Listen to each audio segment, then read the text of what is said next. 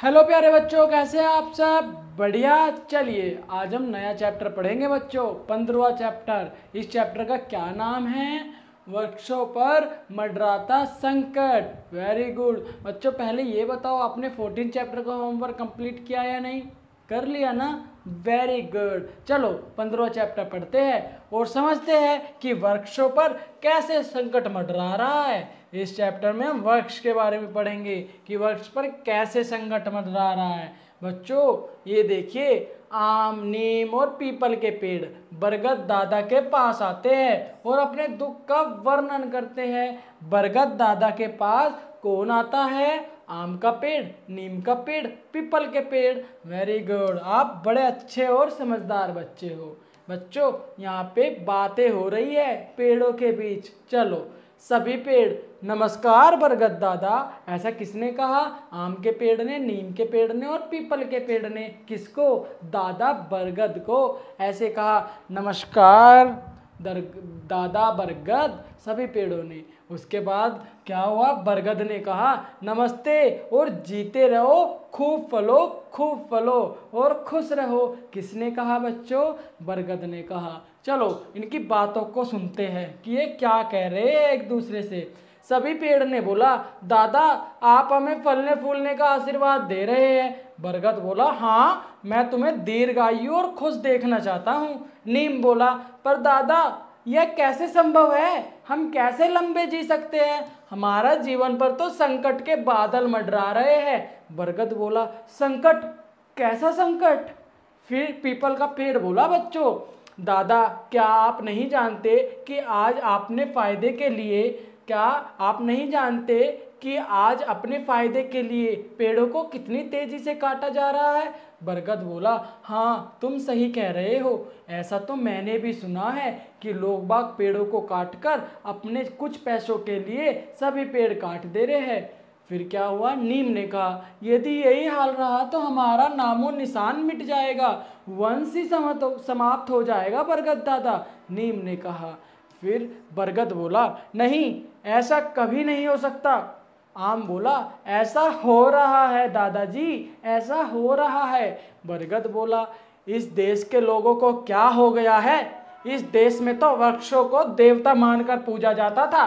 वृक्ष को अपने परिवार का बड़ा सदस्य माना जाता था। पीपल बोला, आप ठीक कहते हैं दादा, स्त्रियां तो मेरी पूजा करती रही है। आम बोला, मैं तो लोगों को खाने के लिए मीठे रसीले आम देता हूँ। मेरे कच्चे आमों का लोग स्वादिष्ट अचार बनाते हैं, फिर भी लोग हमें काटते क्यों है? फिर किसने बोला? नीम ने, मुझे भी लोग बहुत लाभ उठाते हैं मुझसे। मेरी टहनियाँ तोड़कर दातुन से अपने दांत साफ करते हैं। मेरी निम्बोलिया को तेल निकालकर नीम साबुन बनाते हैं। इससे नहाकर लोग कीटाणुओं से मुक्त हो जाते हैं। पता था बच्चों आपको ये नीम के कितने अच्छे अच्छे गुण हैं? Very good. बरगद बोला, तुम्हारी बातें तो ठीक है, अब कोई न कोई समाधान तो निकालना होगा। उसी समय एक बंदर और कोयल, बच्चों उसी समय जब ये बात कर रहे थे, बंदर और कोयल वहां आ गई।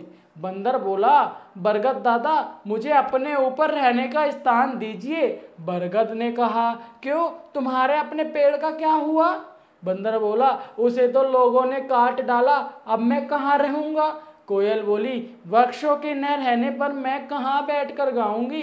बरगद बोला, यह तो बहुत बुरा हो रहा है। वृक्षों को काटने से तो सारा वातावरण दूषित हो जाएगा और लोगों को सांस लेने तक के लिए स्वच्छ वायु एवं स्वच्छ वातावरण नहीं मिल पाएगा। तभी तीनों बालक सौरभ, पूनम तथा मीनाक्षी वहां पर आ जाते हैं। कौन कौन आ जाते हैं? 3 बालक। उन तीनों बालक के नाम क्या है बच्चों? बताओ बताओ। सौरभ, पूनम और मीनाक्षी। सौरभ बोलता है, क्या बोलता है बच्चों? इस धूल और धुएं से मेरा दम घुट रहा है और ऑक्सीजन भी नहीं मिल पाएगी जो हमारे सांस लेने के लिए जरूरी है। बच्चों बताओ, हमारे सांस लेने के लिए कौन सी गैस, कौन सी वायु जरूरी है? Very good, oxygen. हाँ। पूनम ने कहा, कहीं भी पेड़ों की छाया दिखाई नहीं दे रही। मीनाक्षी कहती है, आओ हम सब मिलकर बरगद दादा की छाया में बैठते हैं, तीनों, हाँ यहाँ थोड़ी ठंडक है। सौरभ ने कहा, मुझे ये हरे भरे वृक्ष बहुत अच्छे लगते हैं, ये वातावरण को शुद्ध बनाए रखते हैं। पूनम ने क्या कहा बच्चों फिर? कल मेरे दादाजी बता रहे थे कि वृक्षों में भी जान होती है, वे भी सांस लेते हैं। मीनाक्षी ने कहा, मैंने पढ़ा है कि वृक्ष हमारे लिए ऑक्सीजन छोड़ते हैं ताकि हम सांस ले सके। बरगद बोले, बच्चों पर कुछ स्वार्थी लोग वृक्षों को काट रहे हैं और वातावरण को प्रदूषित कर रहे हैं। ये सभी पेड़ इसी कारण दुखी है। तीनों बच्चों ने कहा, पर हम उन्हें ऐसा नहीं करने देंगे। बरगद, भला तुम उन्हें कैसे रोकोगे? बरगद दादा ने बच्चों से कहा, भला तुम उन्हें कैसे रोकोगे बच्चों? सौरभ बोलता है, पहले तो हम उन्हें समझाएंगे, यदि वे न माने तो हम पेड़ों से चिपक जाएंगे। बरगद दादा, मीनाक्षी ने क्या कहा फिर? बरगद दादा, आपने चिपको आंदोलन के बारे में सुना ही होगा।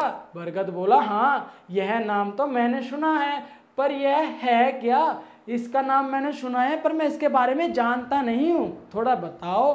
फिर पूनम कहती है, उत्तराखंड में यह आंदोलन चल रहा है, वहाँ लोग पेड़ों को बचाने के लिए उनसे चिपक जाते हैं, पेड़ से गले लग जाते हैं, फिर इससे पेड़ काटने से बच जाते हैं। बच्चों, तुम्हारी बातों से हमारे अंदर आशा की किरण जाग उठी है। वेरी गुड, बरगद ने कहा। बच्चों, तुम अपना काम शीघ्र चालू कर दो, मतलब जल्दी जल्दी अपना कार्य शीघ्र चालू कर दो ताकि हम लोग बच जाए। हमारे ऊपर जो संकट मंडरा रहा है उसका हमें कोई डर ना हो। वेरी गुड, वो संकट जल्दी खत्म हो जाए। सभी बच्चों ने कौन सा गीत गाया फिर बच्चों? वृक्ष को काटने से बचाए, वातावरण को शुद्ध बनाए, नए नए वृक्ष लगाए, वृक्ष कटे तो हम कट जाए। बच्चे क्या कह रहे हैं बच्चों? बच्चे कह रहे हैं, वृक्ष मत काटो, अपने वातावरण को शुद्ध बनाओ और नए पेड़ लगाओ, अगर पेड़ को काटे तो खुद कट जाओ। वेरी गुड, आप बहुत अच्छा सीख गए हो। चलिए बच्चों, आओ अब अभ्यास करते हैं। अभ्यास क्यों करते हैं बच्चों हम? ताकि हमें पता चले कि हम इस चैप्टर से कितना सीखे हैं। बहुत अच्छे बच्चों, बताओ, यहाँ पे कुछ प्रश्न दिए हैं, उनके उत्तर लिखने हैं। वृक्षों की कटाई का वातावरण पर क्या प्रभाव पड़ता है? जब हम वृक्ष काटते हैं तो उसका हमारे वातावरण पर क्या प्रभाव पड़ता है?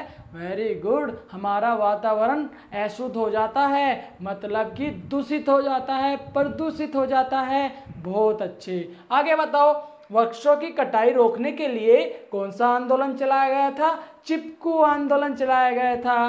वेरी गुड, आगे बताओ।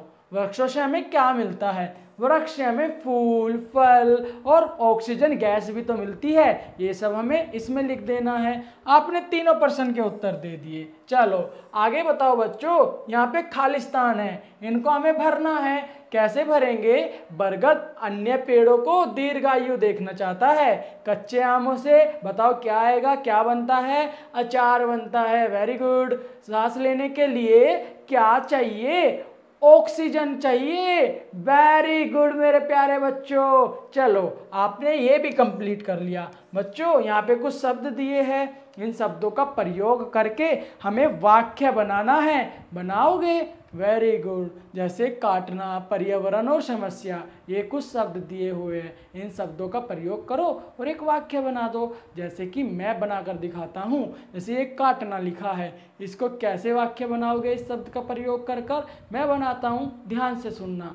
हमारे वृक्ष हमें क्या देते हैं? ऑक्सीजन, इसलिए हमें इन वृक्षों को नहीं काटना चाहिए। देखा, काटना वर्ड मेरे वाक्य में आ गया ना, मैंने इस शब्द का प्रयोग कर लिया ना। ऐसे ही आपको वाक्य बनाना है इन बाकी दो बचे शब्दों का प्रयोग कर कर। चलिए बच्चों आगे देखो, यहाँ पे कुछ नीचे शब्द लिखे हैं, उनका व्यक्तिवाची और जातिवाचक संज्ञा लिखना है। व्यक्तिवाचक संज्ञा या जातिवाचक संज्ञा? आम और पौधा कौन सी संज्ञा है? आम व्यक्तिवाचक संज्ञा है या जातिवाचक संज्ञा है? ये आपको पता करना है और जो भी सही हो उस पर टिक लगाना है, क्योंकि ये आपका होमवर्क है।